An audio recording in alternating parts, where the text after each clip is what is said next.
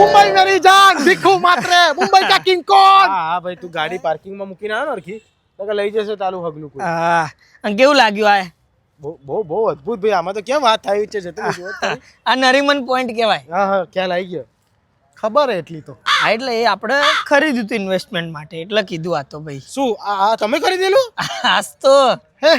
ઉત્તરાયણ આવી ભાઈ ખબર નહીં પડતી વેચવાનું ચાલુ કરી આ ને ડીલ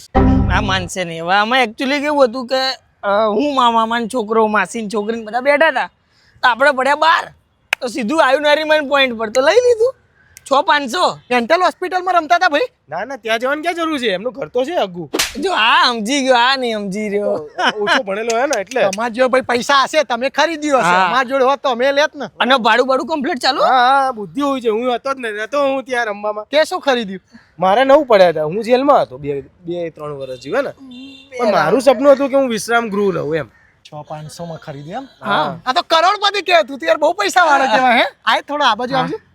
ગાડી ઘડિયાળ તો હાલ મને પહેરવા બિલિયનર માં ક્યાં હાલે આપણો હા, પૈસા એટલે હું કહું આ લોકોને બેલ્ટ જોડે લઈને બેલ્ટ ફરાય જ નહીં લે અને બેલ એમાં ચાલ દે કેવું તારો હતું, એક જ છે મારી જોડે ના તું બિલિયનર આનું ભાડું ચેવું હશે ચશ્મા હાલ દે મને લાય બૂટ હાલ છે નવા જોડી કાઢ્યા